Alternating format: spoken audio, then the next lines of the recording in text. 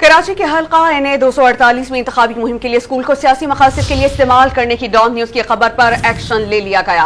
Monitoring officer ने election commission of Pakistan से school की रजिस्ट्रेशन मनसूख करने की सिफारिश कर दी है। बात करते हैं डॉन न्यूज के नुमाइंदे इमरान आहद खान से। इमरान, अपडेट कीजिएगा इस मामले पर।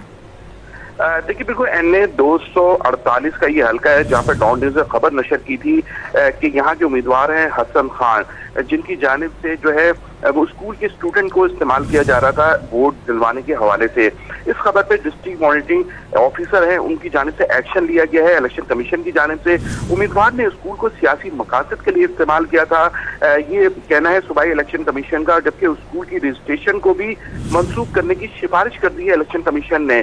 जबकि खत में उम्मीदवार को शोकाज नोटिस और स्कूल पे जुर्माना भी करने की सिफारिश की गई है। उम्मीदवार ने स्कूल के हर बच्चे से इलेक्शन मुहिम के लिए 5 उम्मीदवार जो हैं वो बमा शनाख्ती कार्ड जो है वो तलब किए थे, फॉर्म भी जारी किया था और उसमें कहा गया था कि अपने रिश्तेदार बहन भाइयों को लेके आए और जिनके वोट हैं। जबकि ये भी बताया गया था कि पहली क्लास से लेकर 10वीं क्लास तक के तमाम बच्चों को ये पम्पलेट दिए गए थे। इस पे सख्त एक्शन ले लिया और स्कूल की रजिस्ट्रेशन कैंसिल करने के अहकाम जारी कर दिए। जी, बहुत शुक्रिया तफसीलात देने के लिए इमरान आहद खान आपका।